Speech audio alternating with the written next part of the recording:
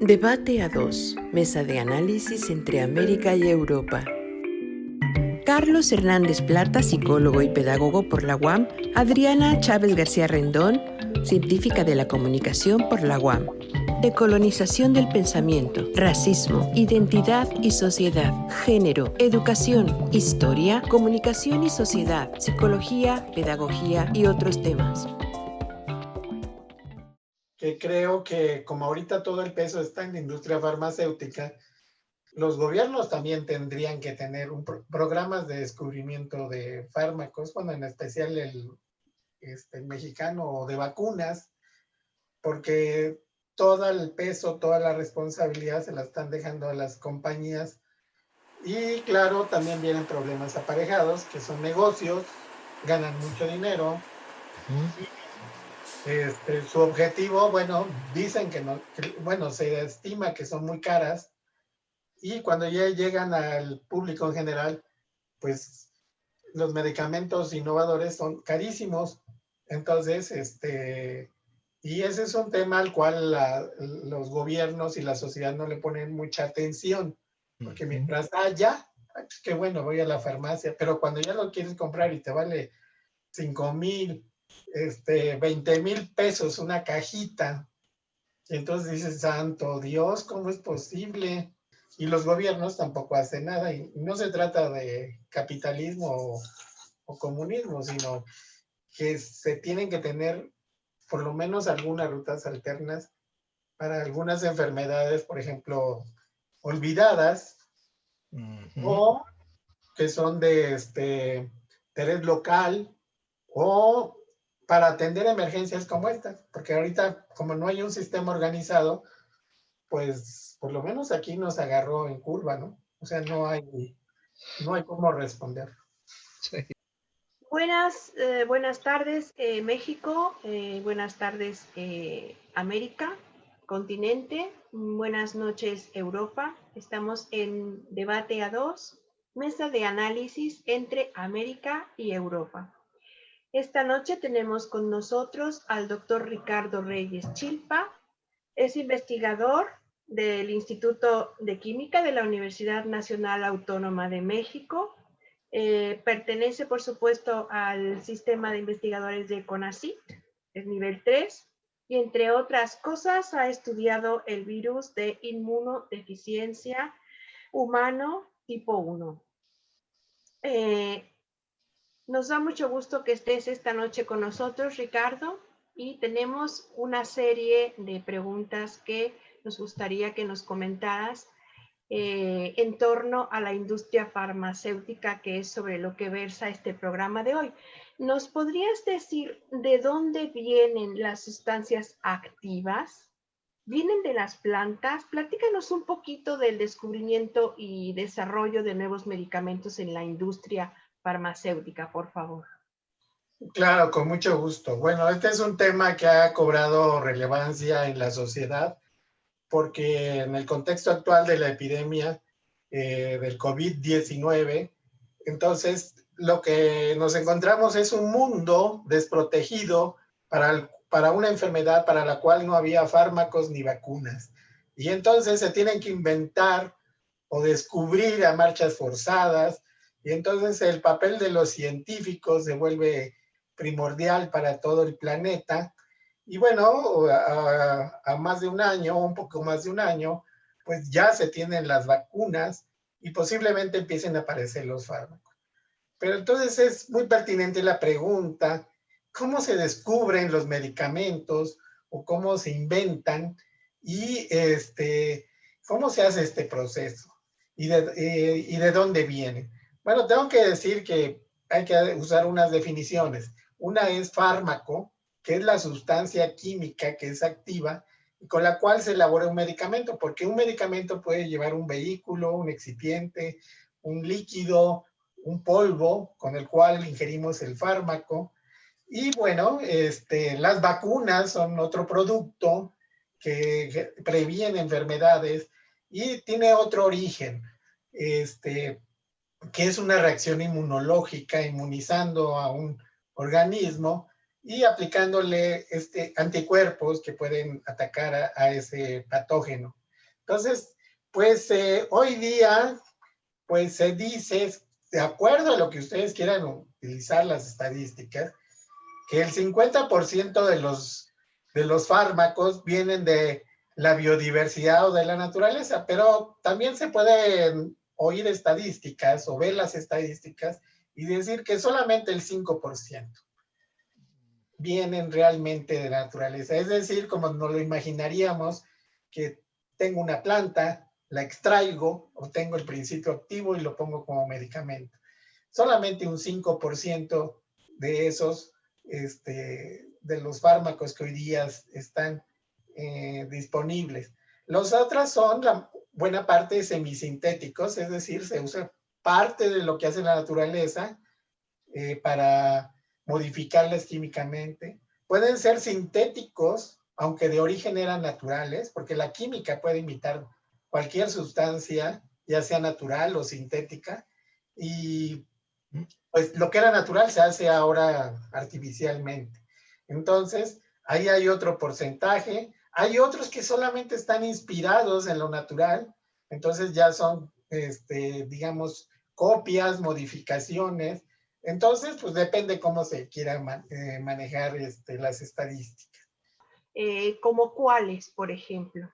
Ese 26% involucra 5% naturales y 21% modificados, con parte natural y parte modificada en laboratorio. Uno natural, pues es la galantamina, es un alcaloide que está en plantas europeas y también americanas y que se usa para el tratamiento de la enfermedad de Alzheimer. Y, por ejemplo, pues otros que se están utilizando, por ejemplo, la apomorfina, que se extrae la morfina de la planta de la amapola, que es muy condenada en todo el mundo, pero sin embargo da medicamentos excelentes. Y este derivado de la morfina, pues se modifica y se utiliza para el tratamiento de la enfermedad de Parkinson.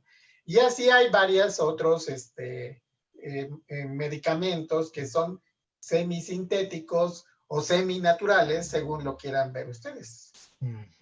Y por supuesto, sí.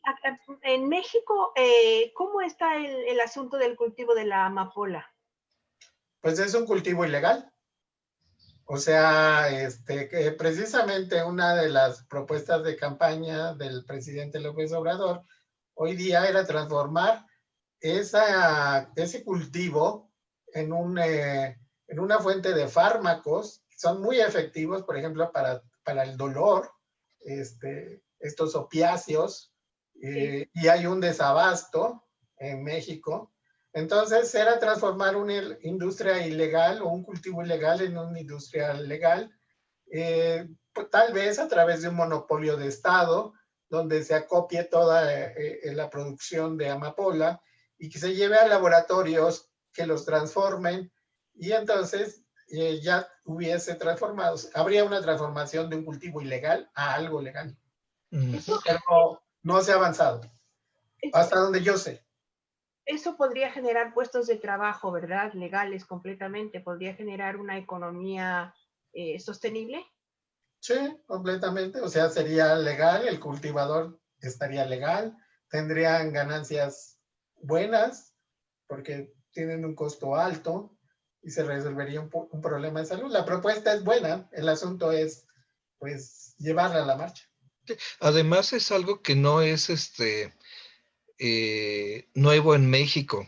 Durante la época del presidente Lázaro Cárdenas hubo un tiempo que se vendía así la marihuana, que el gobierno tenía el monopolio de la producción y que se vendía, pero duró poco, no duró ni el sexenio siquiera del presidente Cárdenas, algo así, pero tenemos un antecedente legal en México que es, yo creo, donde tiene la idea del presidente de retomarlo, además de las necesidades del campo.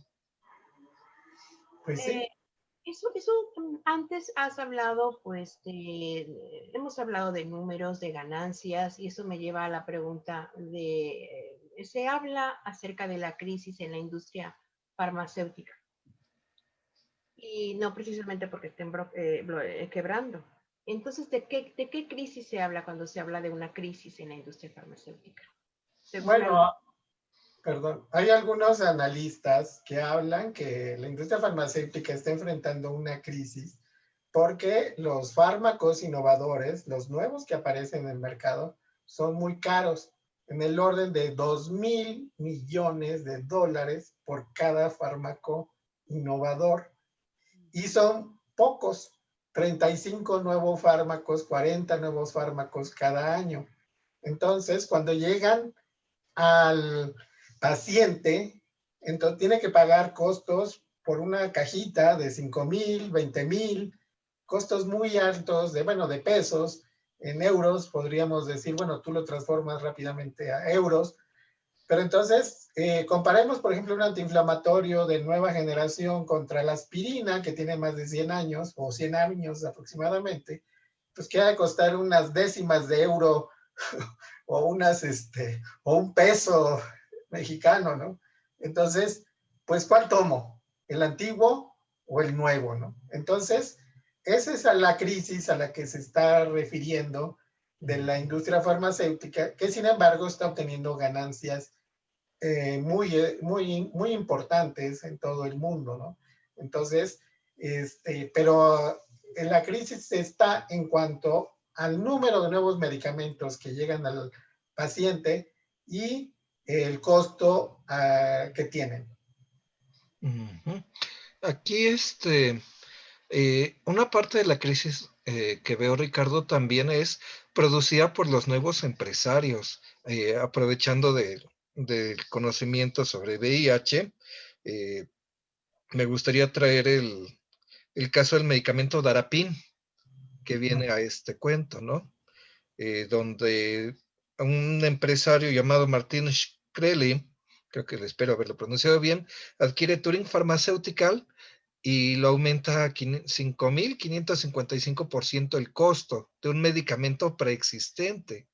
No es que se hubiera realizado nueva investigación, es que se hubiera realizado todo eso y provoca en Estados Unidos una crisis tremenda en los pacientes de VIH porque es un medicamento esencial para ellos. O no sé si me estoy yendo mal, Ricardo. Bueno, la industria farmacéutica dice se invierte demasiado dinero en investigación y desarrollo. Y ahorita el público está consciente de las fases de investigación clínica, que es la que es ya con pacientes. Y que la fase 1, la fase 2, la fase 3, y donde se evalúan diferentes características. Uno, por ejemplo, pues si no causa problemas de toxicidad, si es seguro. Dos, un grupo reducido de pacientes. Tres, y un grupo mayor. Pero antes hay una etapa preclínica que, digamos, se puede hacer en células, se puede hacer con enzimas, se puede hacer con órganos aislados y hasta organismos, digamos, animalitos de prueba, ratones, ratas. Entonces, todo ese proceso es lo que la industria farmacéutica dice, es muy caro.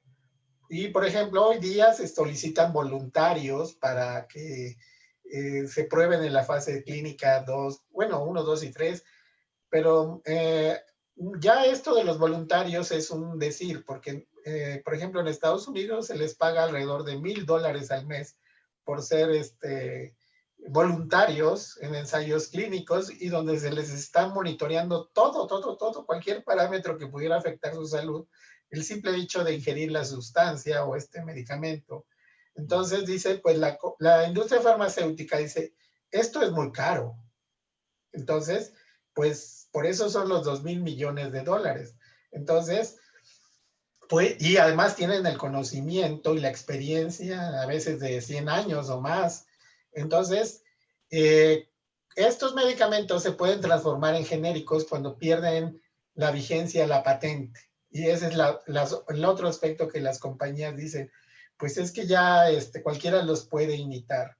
Ahora, de este caso en particular que mencionas, desconozco exactamente cómo es el proceso, pero si este fabricante, digamos, ya es un medicamento para el cual no rige una patente y él lo puede copiar y lo puede vender al precio que que quiera, bueno, de ahí la única cuestión realmente es la competencia con el medicamento original, innovador, porque como todos sabemos, el medicamento genérico usualmente es más barato que el que tiene una patente vigente.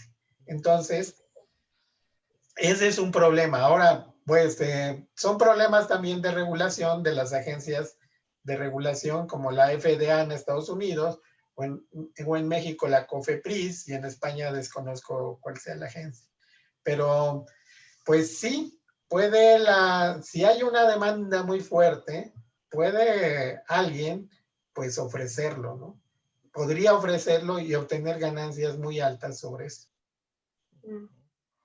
En ese sentido, me da la impresión de que ya los medicamentos para las enfermedades más conocidas no son realmente redituables, ¿verdad? Pues bueno, varía justamente una compañía farmacéutica tiene que ver esto como un mercado, o lo ve como un mercado. Entonces, por ejemplo, cáncer es un mercado donde tienes un paciente con cáncer y sobre el cual varios medicamentos que ya son antiguitos, pues digamos, tienen menos efectos o muchos inconvenientes, muchos efectos secundarios, pues entonces, pues claro que el paciente y el que lo pueda pagar, pues preferirá lo último en tratamientos, ¿no? Entonces, pues, y eso ocasiona de que haya enfermedades olvidadas. Por ejemplo, hasta hace poco el Chagas, la enfermedad de Chagas, es causada por un parásito intracelular que le inocula un insecto, una chinche besucona, y que es típico de zonas tropicales de América. Hay otro en África, pero bueno, digamos, yéndonos a América.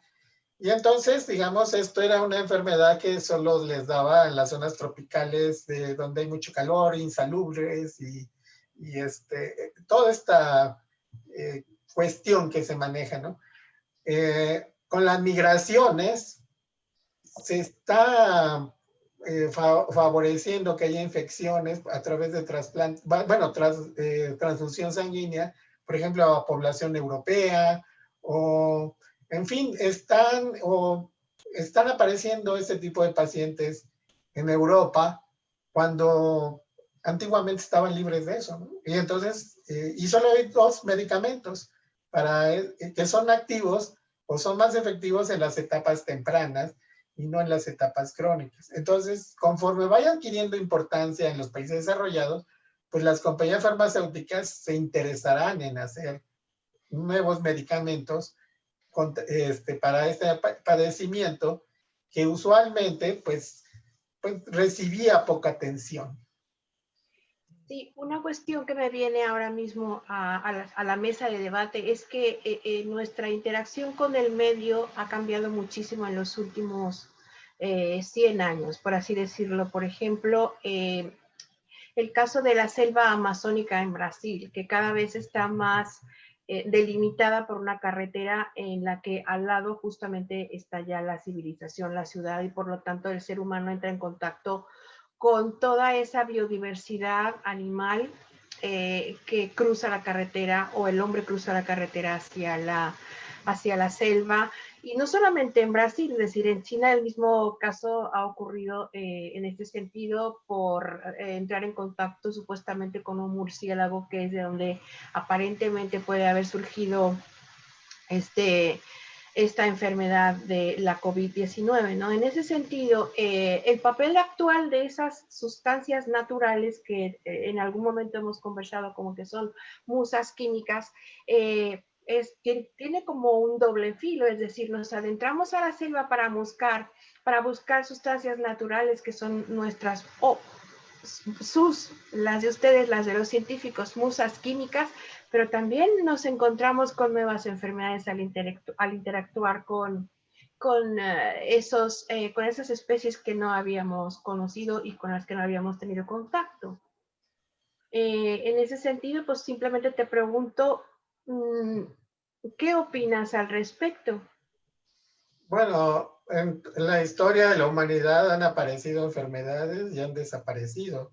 Entonces, en los últimos años, pues estamos asistiendo a enfermedades zoonóticas que son transmitidas o eran propias de otros animales. Por ejemplo, pues el primero que nos impactó fue el VIH, ya hace ya más de 30 años, el VIH-Sida, que según los estudios moleculares, pues viene de chimpancés, el VIH-1, y de un mono verde, el VIH-2, y para lo cual es el sistema médico, como en este momento, carecía de cualquier elemento terapéutico. A más de 30 años hay más de 30 medicamentos, combinaciones, ya el manejo es muy adecuado. Bueno, entonces, y están apareciendo, aparentemente también COVID-19 o SARS-CoV-2, el virus, pues tiene un componente zoonótico que no se ha acabado de demostrar o todavía está a debate. Entonces, si es esto así, pero nuevamente la humanidad se enfrenta a una enfermedad para la cual no tenía elementos terapéuticos. Entonces, esto es por un lado. ¿A qué se debe? A la destrucción de la naturaleza. Bueno, no podría afirmarlo. ¿A qué se debe eso? Pero entre los esfuerzos para buscar un medicamento, pues diferentes organismos públicos y privados pues han acudido también a la biodiversidad en búsqueda de nuevas moléculas que pudieran combatir esta enfermedad. En el caso de que yo conozco más, que es el VIH, por ejemplo, el Instituto Nacional del Cáncer de los Estados Unidos se enfocó en hacer estudios muy amplios de la biodiversidad para ver qué sustancias, de qué plantas podrían controlar este virus o impedir su replicación. Y pues el caso más exitoso fue un árbol de Malasia, el Calophyllum lanigerum, y que nosotros estudiamos una especie relacionada que es el Calophyllum brasiliense de México, de las selvas tropicales, que tiene el mismo tipo de sustancias que los investigadores norteamericanos encontraron, y se llegó hasta la etapa de estudios clínicos de fase 2, y ahí se quedó, se atoró el medicamento. No sabemos mucha información porque las compañías farmacéuticas que lo estaba desarrollando, pues suspendió sus actividades y entonces no sabemos qué hayan encontrado. Pero que teníamos, que el país, por ejemplo, en este caso México, tenía un recurso potencial, o lo tiene, pero se necesitarían completar los estudios para ver si se puede aplicar a seres humanos y de qué forma. Entonces, la naturaleza ofrece soluciones, pero la industria farmacéutica también tiene muchos otros métodos, como química combinatoria, diseño racional de fármacos, métodos computacionales como el docking, para pues buscar posibles candidatos, aparte de que tiene colecciones de compuestos químicos desde hace 100 años y que puede estarlos probando para ver si en alguno de esos hay algún pues posible nuevo medicamento o cabeza de serie, como ellos le llaman. Entonces, pues la biodiversidad sigue proporcionando moléculas, musas químicas, porque pues hay cerca de 250,000 sustancias descritas en la naturaleza, casi el mismo número o el mismo número de especies vegetales que hay en el planeta. Entonces, y que las plantas tienen un propósito evolutivo en hacerlos, ese tipo de sustancias, como es su defensa frente a pues, patógenos, insectos, hongos, herbívoros. Entonces las plantas siguen teniendo un gran componente y para quienes nos gustan las plantas, pues es una posible promesa. Sobre todo porque tengo entendido, Ricardo, que México es uno de los países, seguramente el tercero, me parece que alguna vez me comentaste, con una mayor diversidad en el planeta. Es decir, que cuando tú me hablaste, cuando tú me hablas de que se ha estado investigando con una planta similar a la de Indonesia en México, y que se han detenido los ensayos o las investigaciones, ¿cuál sería el papel del Estado para continuar con el desarrollo de ese u otros medicamentos, ya que la biodiversidad la tenemos? Bueno, sí, somos un país megadiverso y en plantas creo que estamos en quinto lugar. Hay otros, pero por ejemplo las especies o los géneros químicos o los taxa, botánicos, o no respetan fronteras. Entonces, esas sustancias están en un árbol de Malasia y están en un árbol de México. Y no saben de fronteras, ¿no? Saben que pertenecen a la misma familia botánica. Entonces, y al mismo género. Y son diferentes especies. En todo caso, pues sí he estado yo comentando en varios foros, y también publicado en varios foros, de que lo que se requiere son programas nacionales de investigación en plantas, bueno, que es lo que me gusta, plantas medicinales, patrocinados por el Estado, porque no solo se necesita que la industria farmacéutica, que no puede uno criticar o decir que no son capaces, tienen una amplia experiencia y capacidad técnica, pero se requieren alternativas, especialmente para enfermedades poco atendidas, enfermedades típicas de nosotros, o a lo mejor enfermedades que son comunes a nuestro medio. Y ese papel lo debe desempeñar el Estado y organizar la investigación, porque si bien nos financian la investigación, nos dan dinero, CONACYT o a través de las universidades, es insuficiente para hacer el desarrollo de un medicamento. Es decir, podemos llegar hasta una etapa preclínica y ver que pues sí, detuvo la replicación o detuvo la actividad de una enzima o la replicación del virus en ensayos in vitro, y hasta ahí podemos llegar. Entonces se necesitan inversiones más fuertes, sin ser en el orden de $2,000 millones, y hay experiencias de programas patrocinados por el Estado, por los estados, por los gobiernos, en muchos países del mundo. Empecé hablando del Instituto Nacional del Cáncer de los Estados Unidos, que siendo el país más capitalista, mete dinero público a buscar curas contra el cáncer, que luego desarrollan las compañías farmacéuticas. Pero hay experiencias en Brasil, en China, en México, y en México desde el siglo XIX. Entonces, donde se ha buscado eso. Entonces, creo que sí, los países en desarrollo con una alta biodiversidad y que tienen una comunidad científica pequeña pero activa, pues pueden enfrentar el reto si es que el Estado pone los recursos y la organización que se requiere para todo eso. Porque con proyectos individuales, como hoy día se hace, pues se puede llegar hasta cierto punto, ¿no?